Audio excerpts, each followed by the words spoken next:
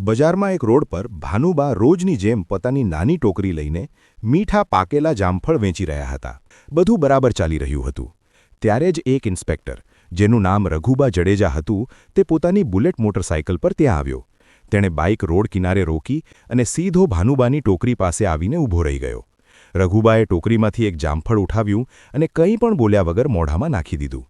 ભાનુબા થોડા સંકોચાયા અને બોલ્યા, સાહેબ, જામફળ મીઠા છે, તમે ચાહો તો તોલી દઉં. રઘુબા જડેજાએ અકળાઈને જવાબ આપ્યો, હા હા, આપ 1 કિલો.